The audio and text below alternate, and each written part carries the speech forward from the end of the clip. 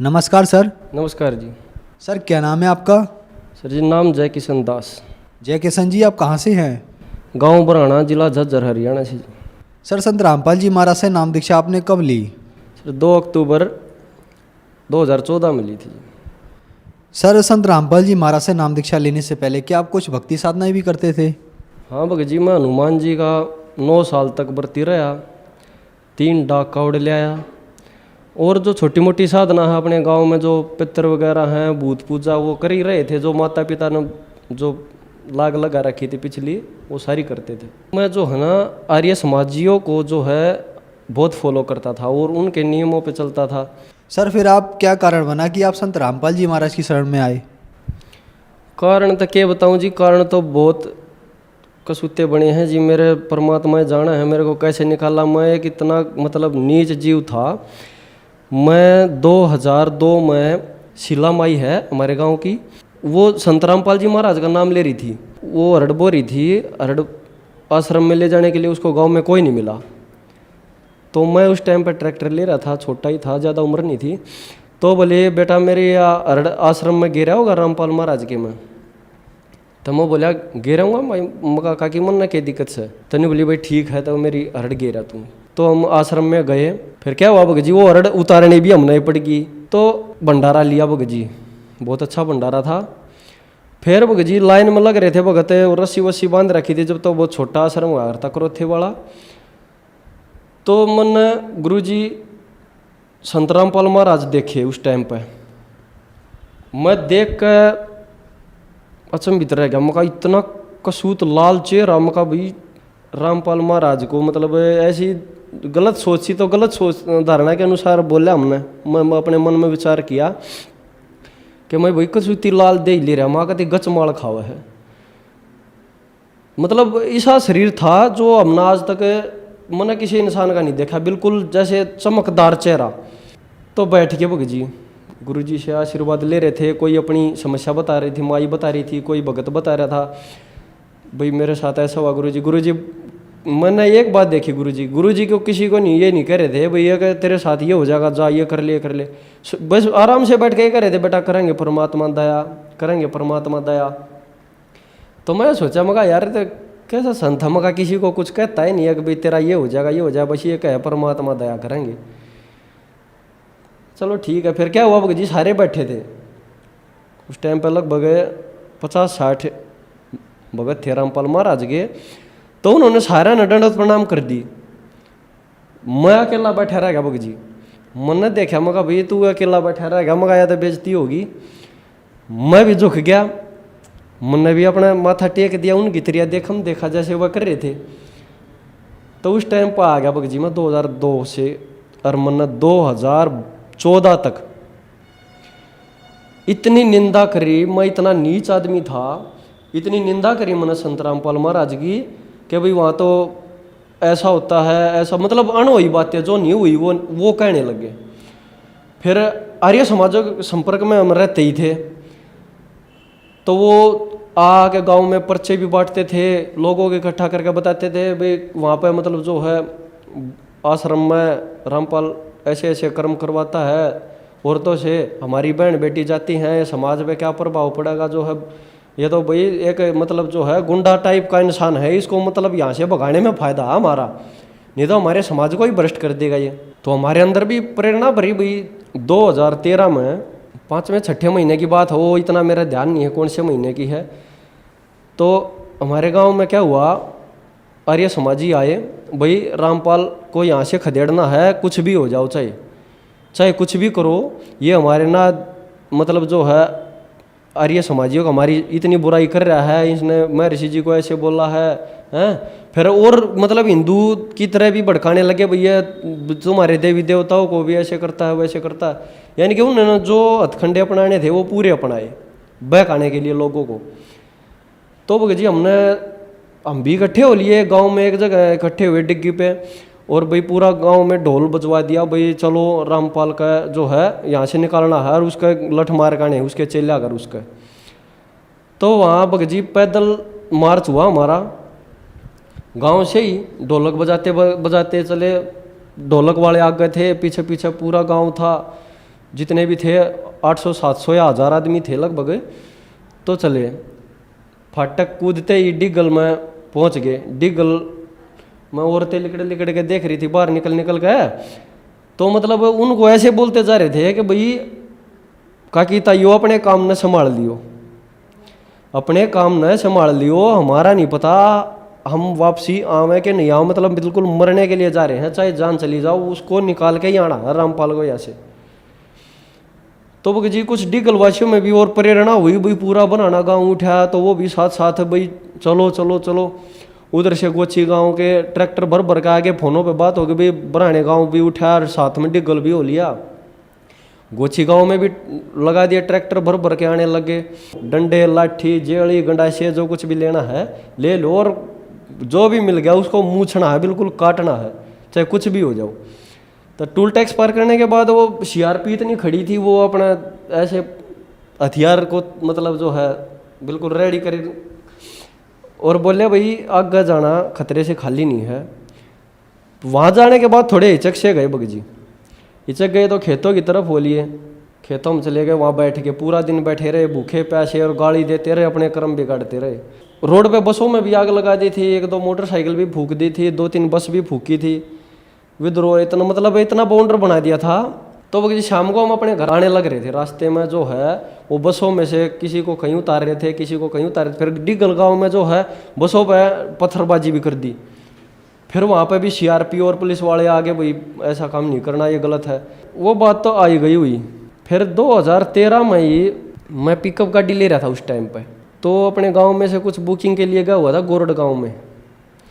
गोरड गांव में गया हुआ था, तो वहाँ पे पुस्तक सेवा चल रही थी रामपाल महाराज की, कि भाई ज्ञान गंगा 10 रुपये की, ज्ञान गंगा 10 रुपये, घर घर मतलब प्रचार चल रहा था। तो मैं भी गाड़ी में बैठा बैठा मगर रामपाल की बाटो हो, बोला 10 रुपये की भाई साहब ले लो। मैंने सोची बड़ी मोटी किताब है, 10 रुपये की दे हैं, ले ले के जा है। अगले दिन ऐसे खोल ली, बीच में सही मगा देख ज्ञान का तो ऐसे ही पता चल जाए, जहाँ को वहीं मिल रहा है। खोला बगजी मैंने एक पेज पढ़ा उसका, तम्बाकू के बारे में, ये मतलब जो है बुराइयां हैं जो हम कर रहे हैं उसके बारे में हमें ज्ञान नहीं था। जो खोल के देखा तो बगजी मैंने बहुत अच्छा लगा, मैं पढ़ा, भाई ज्ञान तो 1 नंबर का है। फिर मैंने वो पेज मोड़ दिया बगजी, मैं यहीं से पढ़ेंगे आगे, रख दी। पेज मोड़ के रख दिया बगजी, मैंने कोई टाइम नहीं लगा ना, वो मेरा कोई मतलब हुआ उसको उठाने का, भूल गया बिल्कुल। फिर 2013 में लास्ट में बिल्कुल 12वें महीने में था शायद, उस टाइम पर मैंने डिश लगवाई बगजी, नई डिश लगवाई। तो मैंने देखा चैनल बदल रहा था, मैं टीवी देख रहा था, तो मैं और मेरे मामा का लड़का संदीप दोनों बैठे खाना खा रहे थे। तो चैनल बदल रहे थे, नई नई डिश लगी थी, शौक था भी नए नए चैनल देखें, कितने चैनल आ रहे हैं। तो रामपाल महाराज मैंने दिखाई दिए, दिखाई देती है जी बगजी, मेरा एकदम ऐसा हुआ जैसे मतलब भाई ये डिश न पड़वा दे तो रामपाल हमारे घर में, इसका मतलब कैसे चल पड़ा है वो सत्संग वगैरह जी, इसको तो मैं देख कर भी खुश नहीं था, और हमारे घर आके था गया मगा। फिर बगजी मैंने सोचा अपने आप परमात्मा ने कोई प्रेरणा करी भीतर तय कि भाई सुनते ले दुनिया ने कैसे बेकार आई हो। उसका बगजी उस दिन मैंने टाइम देखा था, तो उस दिन 8:30 बज रहे थे। तो मैंने 8:30 बजे ही देखने लगा, 10 मिनट कर रहा था सिर्फ। उस दिन गुरु जी गीता खोल के दिखा रहे थे, साथ में देगा 12-15 श्लोक, भाई रजगुण ब्रह्मा सदगुण विष्णु तम गुण शिव जी की भक्ति करने वाले, राक्षस स्वभाव को धारण किए हुए, मनुष्यों में नीच दूषित कर्म करने वाले मूढ़ लोग होते हैं। मैंने देखा था बगजी मगा भाई यो के बात बताई। फिर साथ में देवी भागवत, और फिर ये दिखा दे भाई रजगुण ये है ब्रह्मा जी है, सतगुण विष्णु जी है, तम गुण शिव जी है, और यही 3 गुण हैं, यही 3 देवता हैं। अगले दिन उसी टाइम पे फिर खाना हुआ, वैसे तो याद नहीं रहा। फिर वो चैनल बदल, तो फिर वो आगे लग गया सत्संग, मगा यो आ गया भाई फिर देखेंगे। तो उस दिन और देखा बगजी संत रामपाल महाराज जो है उस दिन ऋग्वेद उठा के देख रहे थे, ऋग्वेद के जो भी मंत्र दिखा रहे थे वो दिखाया जी। पहले तो भाई गीत ये जो है गायत्री मंत्र है, तीसरा मंत्र इसमें ओम नहीं है, ऐसे नहीं, मतलब जो भी कुछ था वो एकदम सटीक प्रमाण दिखा रहे थे। मैंने सोचा भैया अपने पास से तो कुछ बता नहीं रहे, आप जो कुछ बता रहा है इनमें से ही बता रहा है। फिर बगजी मेरा चौसक्षी बनी, मैंने तीसरे दिन और देखा। तीसरे दिन देखा तो बगजी मेरी माँ बोली रामपाल बनेगा के, मगा माँ ऐसा है अच्छे इंसान के गुण हैं कि बुरे से भी कुछ ना कुछ सीख लेनी चाहिए। अच्छे इंसान के गुण हमने के मतलब भाई वो बुराई कर रहा है अपनी जगह कर रहा है, हमने के इनसे के लेना देना है। तब भगत जी मैंने एक हफ्ता सत्संग सुनया। सत्संग सुनने के बाद भगत जी मैंने चौसक्षी हो गई। मैं कहा भाई यो ज्ञान एक नंबर का है, तो हम डले डोया करते। तब भगत जी मैंने माथा टेक दिया परमात्मा के संत रामपाल महाराज के चरणों में। मैं कहा भाई आज तक यो दास परमात्मा तेरा कुत्ता है और तू मेरा मालिक से, जो जैसे कहोगे वैसे चलूँगा। धरती इधर से इधर हो जाएगी, कोई दिक्कत नहीं है, लेकिन मेरी नाड़ उतर जाओगी, अब कुछ भी हो जाओ। क्योंकि भगत जी बचपन से ही जो है परमात्मा की कसक थी और वो अब पूरी होती दिख रही थी इस माध्यम से। फिर माथा टेक कर बोल दिया कि भैया चाहे नाड़ उतरो चाहे कुछ भी हो जाओ मेरे साथ, अब मैं रामपाल महाराज का नाम लूँगा। उसी दौरान परमात्मा ने एक नौकरी भी दिलवा दी थी, रहने लायक मतलब जो है गुजारे लायक जो है काम दिलवा दिया था। उससे पहले कोई इतनी ना तो कोई नौकरी ना करी थी, वो गाड़ी थी वो भी बेच दी थी, तो रोजगार बिल्कुल नहीं था। फिर भगत जी मैंने 10 महीने तक सत्संग सुनते हो गए थे। तो मैंने आश्रम में अरदास लगाई, पता चला मैंने भक्तों से भी अरदास लगानी चाहिए, अरदास लगाने से काम होते हैं। मैंने फ़ोन किया आश्रम में। फ़ोन करने के बाद जो है वहाँ से जवाब आया भाई आपने कोशिश करनी पड़ेगी, परमात्मा दया करेंगे। तो भगत जी मैंने दोपहर को मैं सो रहा था, तो दोपहर को परमात्मा ने संत रामपाल महाराज ने मेरे को दर्शन दिए और बोला बेटा कल नाम लेने के लिए आ जा तू। भगत जी मेरी एकदम से आँख खुल गई। मैं कहा भाई कल रामपाल महाराज ने मुझे बुला लिए नाम लेने के लिए और कल फिर चक्कर लेके जाना है। मगर ऐसे कैसे संभव होगा भाई, देर लग जाएगी, वहाँ तो दिल्ली से आने में टाइम लग जाता है, टाइम वहाँ जाने का रहेगा नहीं, बरवाड़ा यहाँ से दूर है। तो भगत जी वो भी परमात्मा ने मेरी समस्या हल करी। शाम ने जो है 5 बजे ही कंपनी से फ़ोन आ गया था कि भाई तेरा कल चक्कर कैंसिल है, कल नहीं आना। तो भगत जी वो परमात्मा जो है जब खुद बुलाने के लिए मेरे पास आए हुए थे तो वो अपने बच्चों की समस्या को हल भी अपने आप ही करते हैं। भगत जी मैं जो है 2 अक्टूबर 2014 को बरवाड़ा आश्रम में गया, मेरा फार्म भरा। भगत जी ये नियम है भाई, दारू नहीं पीनी, मांस नहीं खाना है, चोरी जारी से बचना है, रिश्वत से, मतलब जो उन्होंने बात थी नियम थे वो मैं कहा भाई कुछ भी हो मैंने नाम लेना है, इससे मैंने कोई मतलब नहीं है भाई क्या नियम है। नियम तो एक भगत के होते ही हैं, भक्ति मार्ग में तो नियम होते ही हैं, और वो मैं निभाऊंगा नहीं तो फिर भगत कैसे कहलाऊंगा। तो भगत जी संत रामपाल महाराज ने मेरे को नाम दिया और नाम लेने के बाद परमात्मा के रामपाल महाराज के दर्शनों के लिए लाइन लगी हुई थी, तो मैं भी लाइन में लगा। भगत जी मैंने ऐसे करके जब मेरे सामने आए गुरु जी रामपाल महाराज जी, तो मैंने बोला माँ गुरु जी मैं तो बहुत नीच आत्मा हूँ। गुरु जी बोले क्या हुआ बेटा? मैं कहा जी मैं तो आर्य समाजियों के साथ जो है ना 2013 में जो करोथा कांड हुआ था, तो आपके शिष्यों को और आपको जी मैं तो मारने के लिए आ गया था। तो गुरु जी ने मेरी तरफ हंस के बोले बेटा कोई बात नहीं, तेरी गलती नहीं है, सारा समाज ही ऐसा है, और नाम ले और परमात्मा दया करेंगे। मगा जी नाम तो ले लिया। बोला ठीक है फिर क्या दिक्कत है, नाम ले लिया, भक्ति कर, तेरा कोई कुछ नहीं कर सकता, भगवान का नाम ले। वहाँ ठीक है जी। सर संत रामपाल जी महाराज से नाम दीक्षा लेने के बाद क्या आपको कुछ लाभ भी प्राप्त हुए? लाभ तो जी सब तक पहला था ये होया जो हम या भक्ति कर रहे थे, या तो एक समाज नाशक भक्ति थी, मतलब जीव को बर्बाद करने वाली जो भक्ति थी उससे हमारा पिंड छूट गया। लाभ तो भगत जी जैसे इतने मिले हैं, इनके को गुणगान तो किया नहीं जा सकता। अब बताने लग जाऊँ मैं 2 घंटे भी लग जाए, 4 भी लग जाए और पूरा दिन भी लग जाए, और वैसे मोटे मोटे बताने ही पड़ते हैं भाई हमें क्या लाभ हुआ। मैं एक बार जो है मैं गाड़ी चलाता था भगत जी, गीता कॉलोनी से वापसी आ रहा था मैं, जमुना का पुल लगता वहाँ पे, पुल के ऊपर से गाड़ी लेकर आ रहा था मैं, गाड़ी में माल भरा था 1.5 टन, नरेला उतारना था मैंने। वो उस टाइम पर बारिश ही हो रही थी, वो पुल के नीचे से वो जो अंडरपास होता है उसके नीचे से गाड़ी जब आई तो टायर जो है ब्रेक बिल्कुल पानी में भीग गए थे। तो जमुना के पुल पे आ लिया। जब इस चीज़ का मेरे को शुरू में गाड़ी चलाने लगा था, वो बड़ी गाड़ी वैसे तो छोटी चलाते थे, उसका इतना ज्ञान भी नहीं था भाई ब्रेक पानी में भीगने के बाद ये नहीं लगेंगे।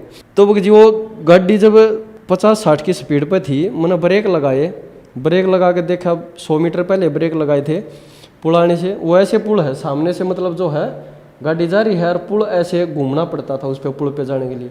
तो यहाँ पे मैंने जैसे ब्रेक लगाई 100 मीटर पहले, तो ब्रेक भगत जी गाड़ी ऐसे ऐसे भागने लगी, कभी वो ब्रेक लेदर चिपक जाता है, कभी वो चिपक जाता है। मैंने सोची भाई मगा आज तो गाड़ी तेरी जमुना में गई, अब नहीं बच सकता।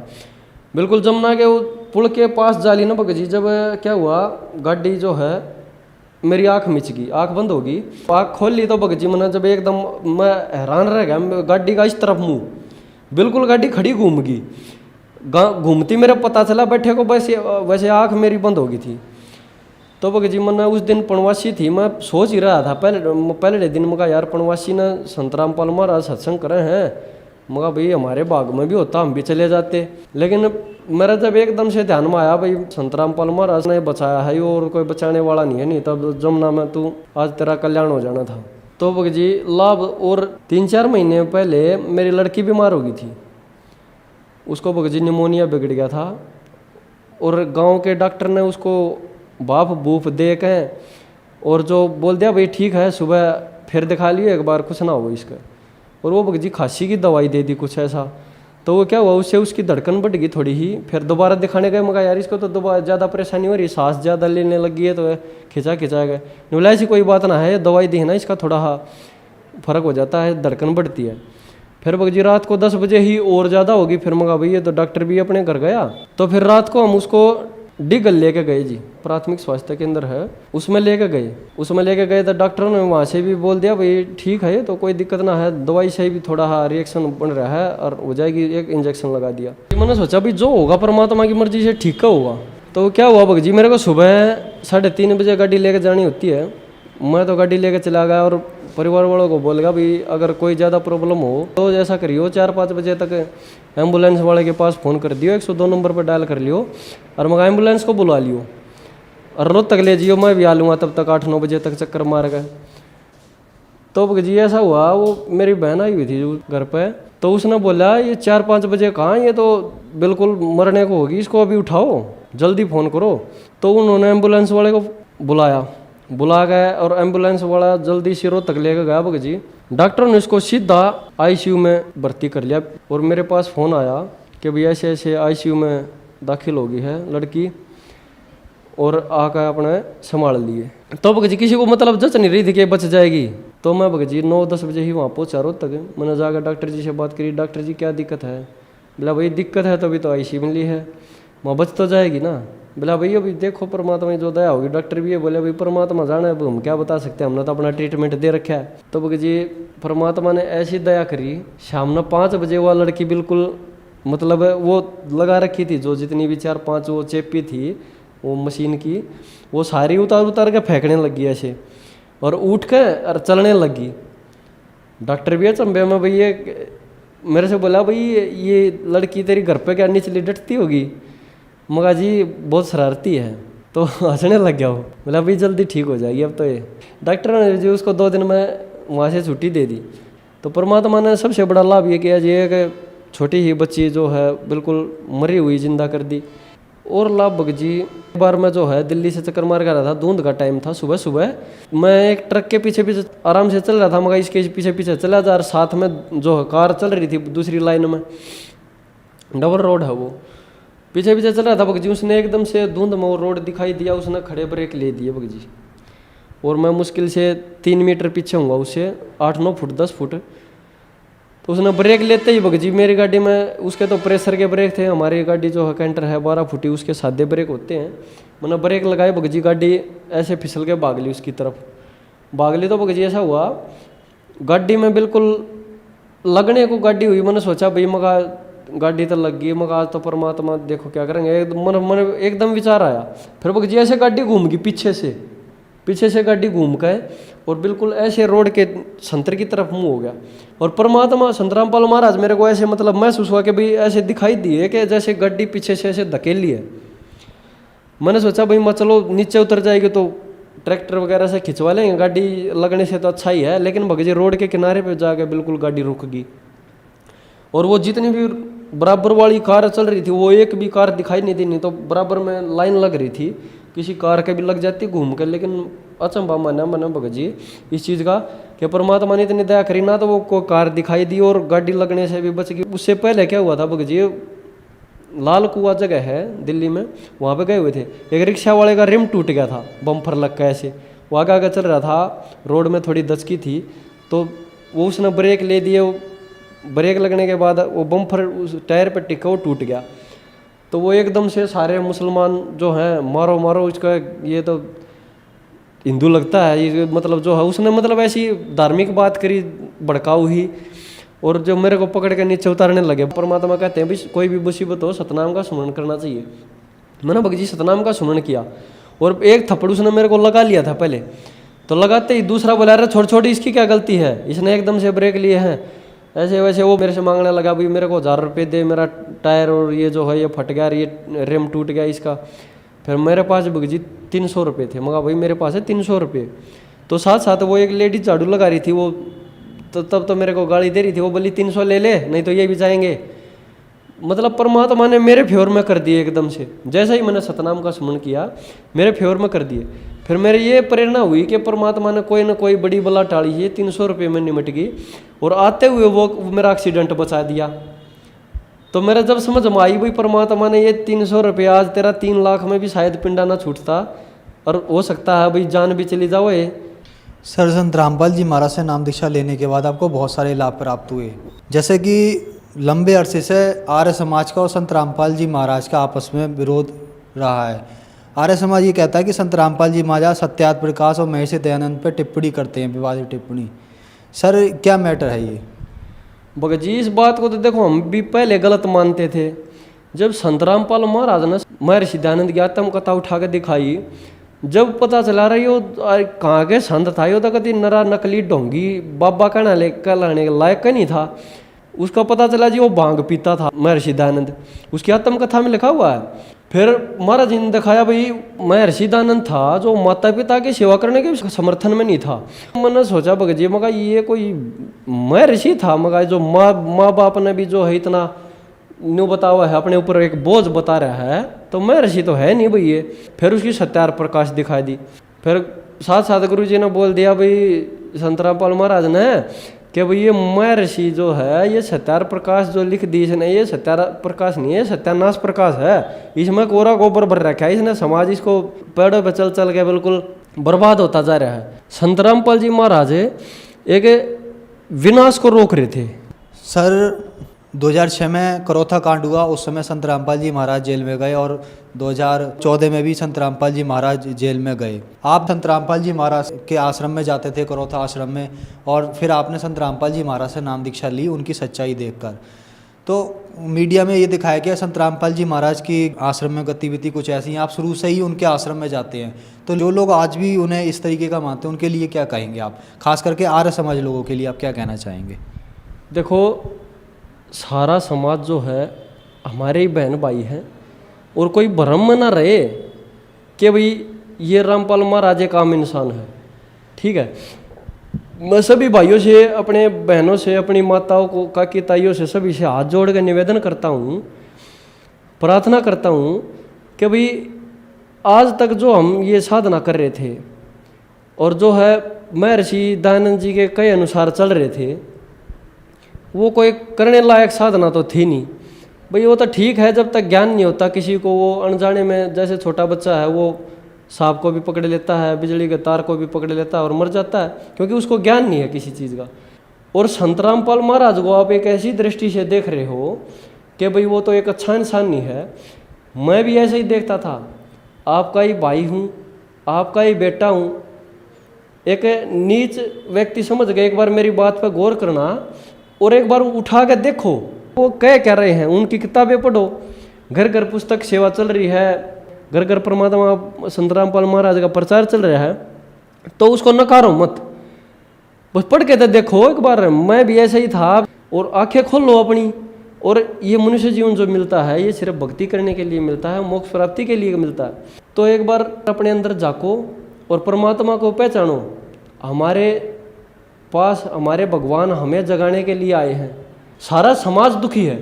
मेरे ख्याल में मुश्किल से 5% आदमी ऐसे होंगे जो गोली दवाइयों के बगैर चल रहे होंगे आज, नहीं तो सारा समाज बिल्कुल दवाइयों के कारण चला हुआ है और फिर भी दुखी इतना पा रहा है। और संत रामपाल महाराज ऐसी साधना बता रहे हैं मात्र मंत्र जाप करने से पाप नाश हो रहे हैं, रोग नाश हो रहे हैं और मोक्ष का रास्ता बता रहे हैं। साथ साथ शिक्षित होने का फायदा तो उठाओ। संत रामपाल जी महाराज हमारे सभी सदग्रंथों से उनका निचोड़ बिल्कुल निकाल के हमें बताया है कि भाई परमात्मा के ये लक्षण हैं और परमात्मा ये कर सकता है, सबके पाप हरण कर सकता है, हमें मोक्ष देने वाला वही परमात्मा है, तो उसकी भक्ति करो। सर आप शुरू से आर्य समाज के नियमों पे चलते हैं और एक कट्टर आर्य समाजी रहे हैं। आप 2013 में संत रामपाल जी महाराज के विरोधी हैं, शुरू से ही विरोधी रहे हैं। आप संत रामपाल जी महाराज के शिष्यों को मारने तक के लिए आश्रम पे आ गए थे, आप जान देने के लिए भी तैयार थे अपनी। तो सर ऐसा क्या आप में बदलाव आया कि आप संत रामपाल जी महाराज के शिष्य बन गए? बोले जी बदलाव तो सबसे बड़ा बदलाव तो ये है, मैंने प्रमाण देखे हैं। संत रामपाल महाराज ने गीता दिखाई, बाइबल दिखाई, कुरान दिखाया और जो है हमारे 18 पुराण दिखा दिए। तो सभी से प्रमाण देख कर मैं संत रामपाल महाराज से जुड़ा हूँ, ऐसे नहीं जुड़ा। सर संत रामपाल जी महाराज से नाम दीक्षा कैसे प्राप्त की जा सकती है? भगत जी देखो, जैसे साधना चैनल पे 7:30 बजे से 8:30 बजे तक सत्संग आता है, ईश्वर टीवी पे 8:30 से 9:30 बजे तक आता है, दिन में श्रद्धा टीवी पे आता है। उसके नीचे एक पट्टी चलती है पीली, पट्टी पे पूरा एड्रेस, फ़ोन नंबर वगैरह सब लिखे हुए हैं। और फेसबुक के माध्यम से सबको पता है, सारे संसार को पता चल गया है कि रामपाल महाराज भी कोई है इस दुनिया में। तो आप जागो, देखो और आओ मेरे भाइयों। मैं सबसे प्रार्थना करता हूँ कि सब मोक्ष के लिए मानुष जीवन सबको मिला है और ये मोक्ष प्राप्ति के लिए मिलता है। जागो और अपना नया सवेरा उजागर करो। धन्यवाद सर। सत साहिब जी।